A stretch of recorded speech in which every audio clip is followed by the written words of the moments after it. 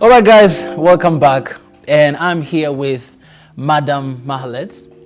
You said my name correct. Oh, That's wow. very good. I've been practicing a little bit. Good. Maybe we should start with the meaning of your name. What does it mean? Cool. Gift. Gift. Yes. Oh my goodness. And actually, they also use it in the church. It has a lot of different meanings, but my mom told me it means a gift. Oh. Yeah. Guys, welcome everybody. I'm here with the gift. This is good. Let me just say I really appreciate for you accepting sitting down here with me, and it's my honor to have you here today. So I'm looking forward to our conversation today. Me too. Thank you for having me. Wow, I appreciate. So let's begin. Well, maybe there might be people who do not know who is Mahalet, the gift. Would you mind to tell a little bit of your history, like background, and who are you? Sounds good. Where do I start? So yes, my name is Mahalet, last name Takla Mariam. I was born in Ethiopia, but I was raised and grew up in New York.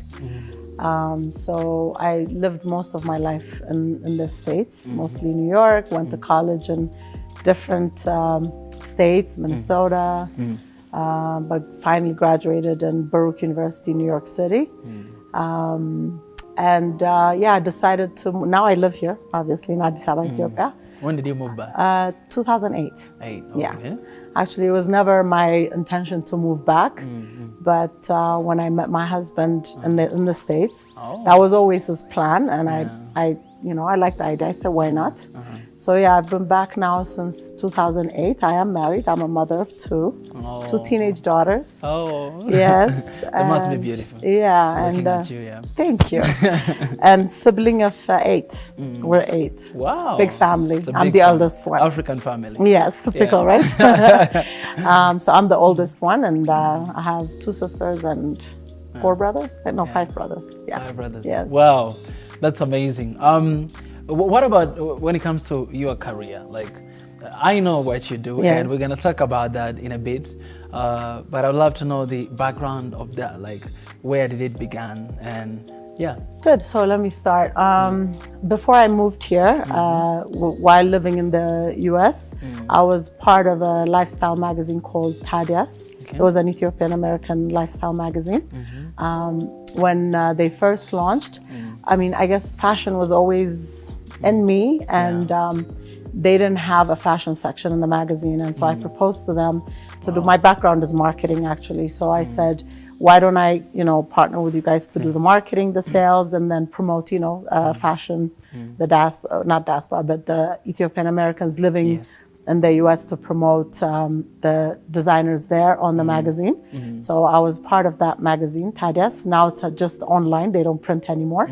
So you're there in the States, and then this magazine, and you are suggesting that you want to have all these like Ethiopian designer to present their work through magazine, right? Exactly. Okay. I was living in DC at the time. All right. So DC is a DC metropolitan area, I should say. It's DC, Virginia, Maryland. There's a lot of Ethiopians. And I did come across some, going through events, I was able to find some designers. And so that's where the idea came about, promoting designers there. So I started doing that. And then when I moved back in 2008 here in Ethiopia, I didn't know exactly what I wanted to do, honestly. It took me about a year or so. And with my former partner, who's Kenyan also, she was here at the time. She was a VJ or a host on Afro FM, the first English station.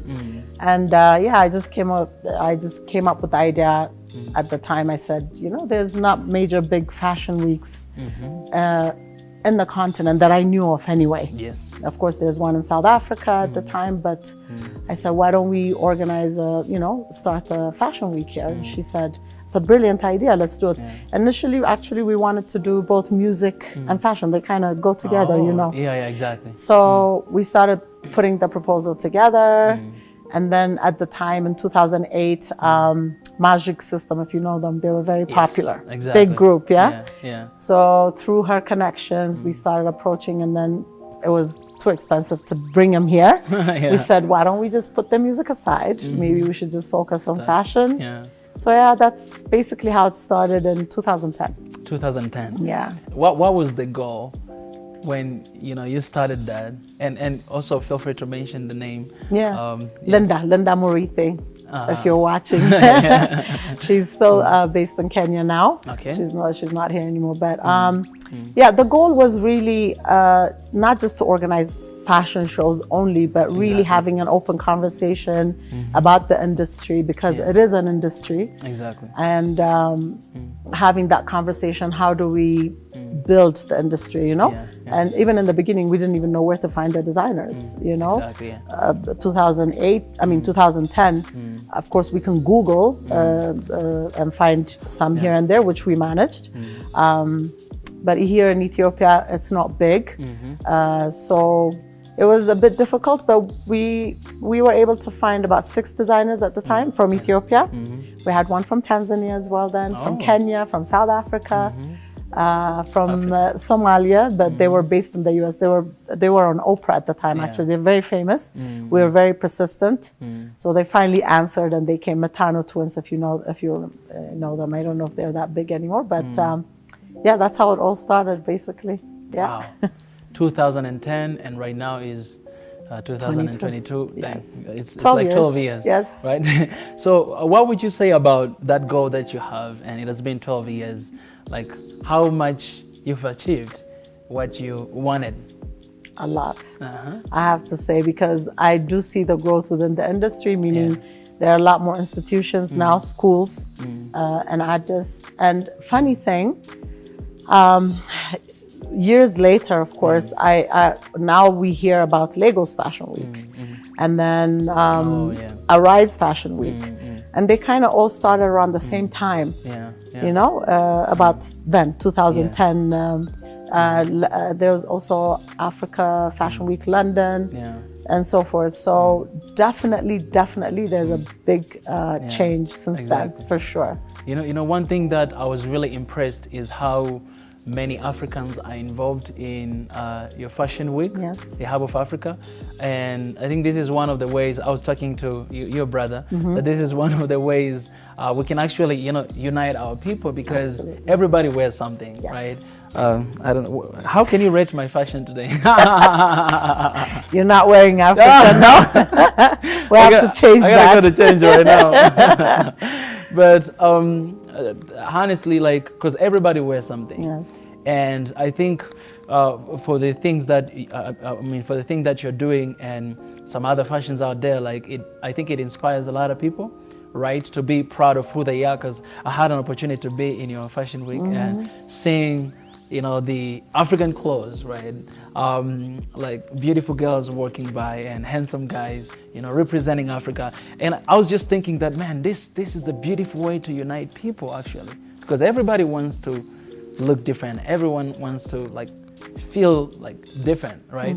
So most of the time when you talk about, I'm working for One Africa, right? I don't know if you One Africa. And when you talk about this, most of the people, they always think about politics, right? That, this is a political idea and all this stuff. But, when I came there, I realized that, wow, this could be an amazing strategy. It is, the way what brings people together, music.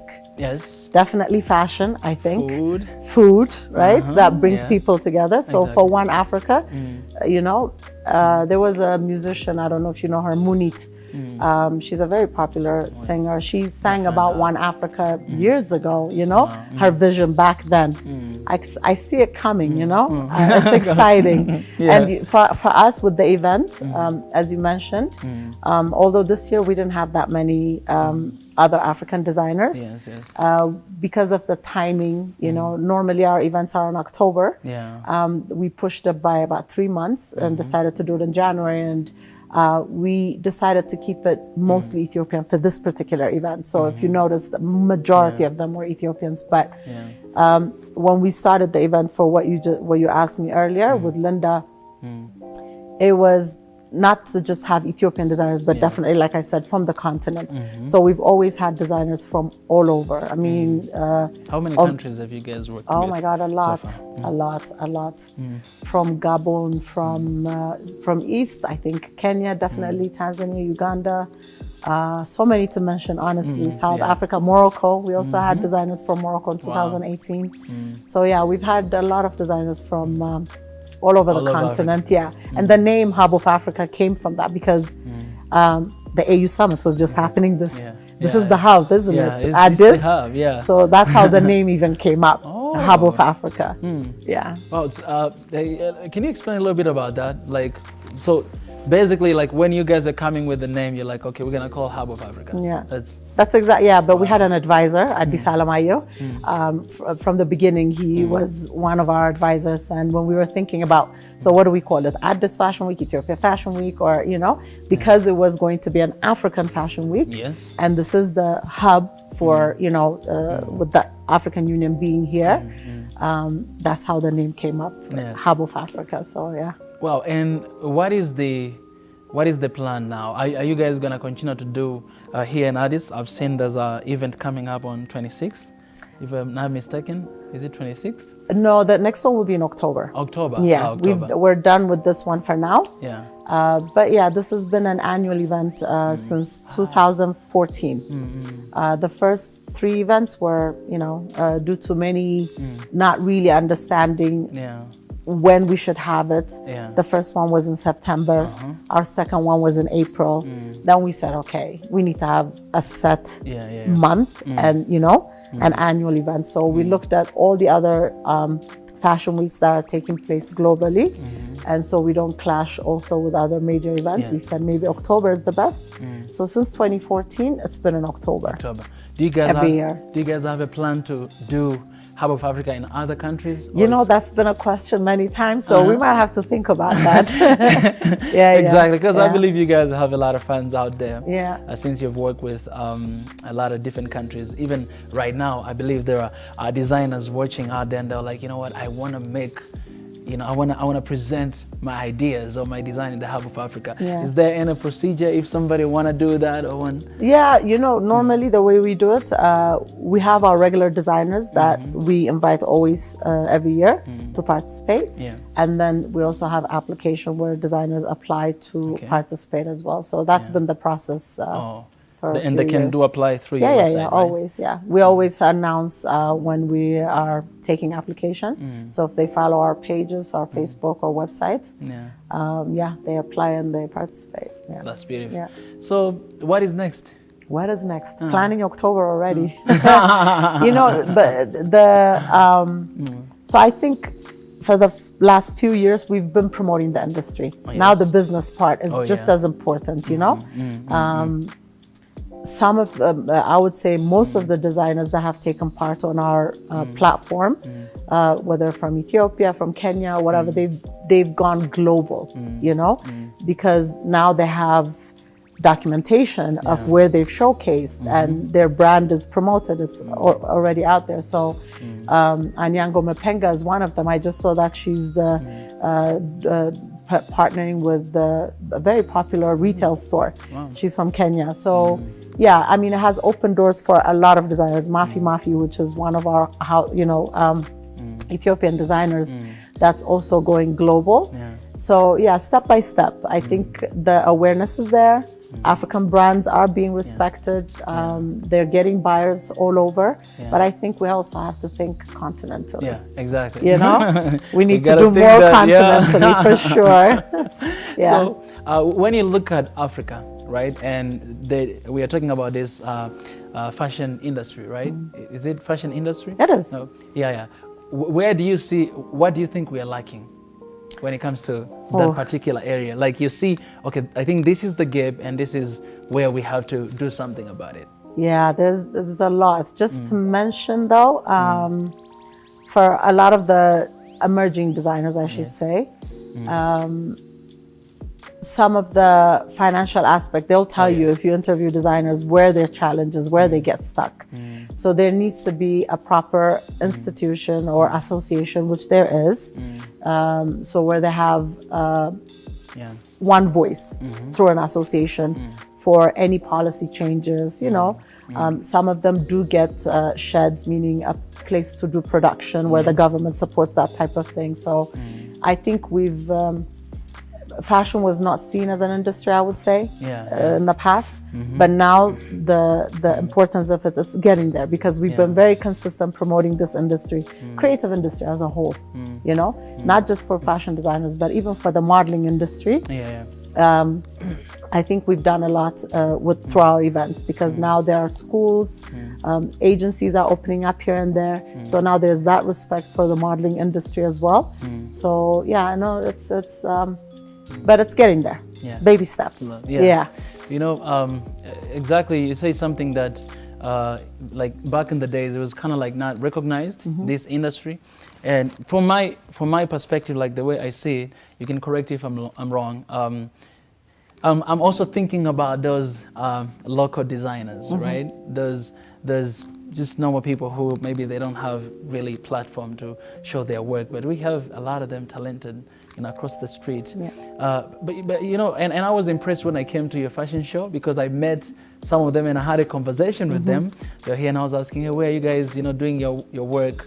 And they were explaining. But what I've seen in so many fashion shows, or like, it's kind of like a cool thing, you know what I'm saying? Like, you know, people with status and people who, you know, they have big names. What would you say, how do we help these local designers? People who, because the matter of fact, a lot of people are wearing actually their clothes because they can afford because of expenses, right?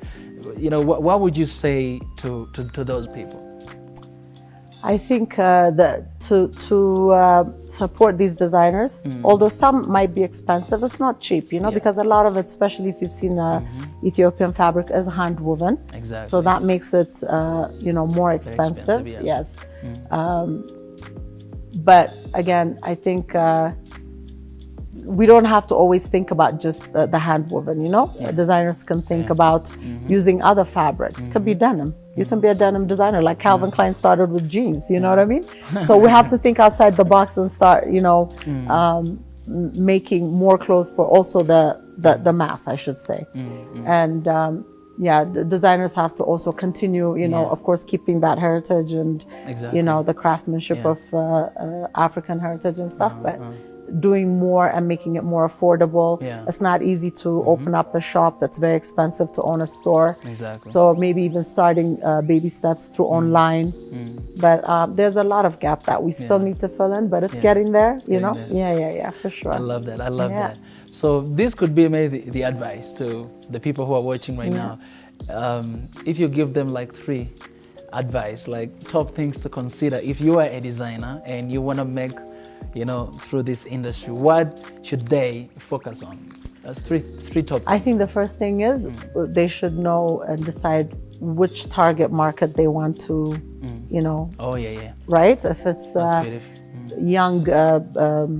young professionals in their 20s, what they can afford to buy and stuff, they have to consider that. Know your target market, right? When you're coming up with a brand.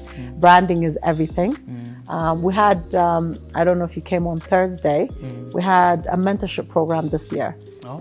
So we selected 10 designers to connect them with established designers, and also most importantly, they did a workshop, intensive workshop for about 8 months. So and what I saw was completely, they've completely transformed, because I know where they were before, and the workshop was really for them to identify who they are as a designer, what it is that they want to, you know, present. So I mean, it's endless. Like, we have like how many hundreds of million people we need to dress, right? Just in Ethiopia alone, you know? So you have to be creative. You can be an undergarment designer. There was one designer from the mentee that is doing swimwear. We don't have any swimwear designers in Ethiopia right now. And her stuff is absolutely amazing, birabiro. So we told her, you need to focus on that, do that, you know? So just finding your true self and what you want, and think outside the box. It doesn't always have to be with the traditional. There's many different things we can do, I think, to dress. Well, I'm loving this conversation. I don't know if it's just me. I feel like it's going too fast, right? But let me ask you. I know there are some designers in Tanzania. Like I said, the Swahili Fashion Week organizer, Mustafa Hassan Nili, he's been to our event in 2017. So I've seen. Maybe you can tell me, how is the industry in Tanzania? That's a good question. You know, to be honest, I don't know much about it. Yeah. Because I haven't been in any one of those. Actually, it was my first time to attend US. Oh, okay. That was my very first time. Okay. And I was really impressed. I was like, why I'm not doing this often, right? Yeah. I gotta change my fashion a little bit. Well, I saw you were wearing Ethiopian top that day. I love that. Did, you know, you represented. I wish you need more. You don't have any gift for me today? I wish. You know, I'm not a designer. Otherwise, I could have brought. Oh my goodness! There's our light. Okay, come back. Leave like that. This is Africa, right? This is Africa. It's normal. This is Africa. The same thing happened in my country. Yeah, you know, it's normal. It's normal. It goes out, and at least it came right back. So it's good. The fashion industry, as you see, within the music. A lot of West African designers, they do wear a lot of very colorful and... You know, that's one of the things that I've got criticism a lot at the time because of how I wear, right? I realized that, I mean, you know, I need to change, you know, my, you know, my fashion a little bit. So but you said you just came back, right? Yes, I just came back. Yeah. So I want to ask all the design out there, if you guys have something for me, please give it to me. You know what I'm saying? Like, I can advertise it. Yes. So I was answering your question. I haven't had a chance to visit, you know, the fashion show, but I think, I mean, when I go back, I would definitely, you know, go and check it out, and maybe even find, you know, interview to do with them. But I think I see on the news in Tanzania, it's getting there. Yeah. Like almost like, I think almost every month or like 2 months, they have like an event. Yeah. Somewhere called Mlimani City. All the time they have that, and they use artists, like a lot of artists, like in the music video and all the stuff. Yeah, they use them a lot. So I think, you know, it's getting there. It's getting there in Tanzania. Yeah. I think for East Africa as a whole, I think we're slowly getting there. Yes. I know West Africa, they're on a different level because I've been to Lagos for GT Bank Fashion Weekend. It's like unbelievable how everyone comes decked out with all African different, you know, it's a statement. Yeah, it's amazing. So, but we're getting there. We're a bit more conservative in Ethiopia, you know, with fashion, but yeah. I didn't know that. Yeah, I think so. So people are not really open to it? No, not that they're not open to it, but even whatever we wear, it's a bit conservative, you know? Yeah, I feel like you will hardly see something completely, you know? I think it's very important to preserve our culture and our traditions, and I think you're doing such an amazing and incredible job to make it cool. Because youth like us, you know, we want something unique, something cool, and I think you're bringing that on the table, show that, okay, you can actually wear these traditional clothes, but you can look beautiful, amazing. So it's such an encouragement, and I hope, I mean, I'll share some pictures you guys to see what, you know, they're doing. It's amazing. How many days did you come to the event? I know I saw you on one of the days, but you came on the opening, right? I came at the opening, and I loved your speech. Oh, you know, really? It was so long. I was so nervous. You didn't see that? I was shaking. I remember you saying that, oh, you know, I didn't memorize my speech, so I'm just going to read. Yeah. But that's when I was like, oh, I really need to find an opportunity to meet, to interview the gift. But I didn't know that I didn't know that I'm actually working with someone who is your, you know, younger brother. Yeah. And that day when I came there, he already texted me. Oh, he did. And he was like, hey, but I didn't see it. So I came with Ars TV. Later when I go back, I saw the message. I was like, what? Yeah. I was like, I gotta go back there. But I really love your speech because you mentioned something about Africa and uniting Africa, you know, through fashion. And then you gave some data with people that you work with, and I was amazed. I was like, one of our goals is we want to go to every country in Africa, right? Each country in Africa to connect with people and to spread this message of, you know, unity, right? Oneness, that we don't have to be, when we say one Africa, it doesn't mean that we have to assimilate, but us just acknowledging what we have in common. Absolutely. That was basically with the fashion. That was the whole idea. Exactly. It's just bringing, and believe me, some of the designers have stayed friends. Some of them are sourcing from Ethiopia, whether it's leather or fabric. So it's making that connection within the continent also. So throughout the years, I've seen, you know, transformation. Yes, absolutely, absolutely. You gave me a new idea during that day because I never thought about one Africa in that sense.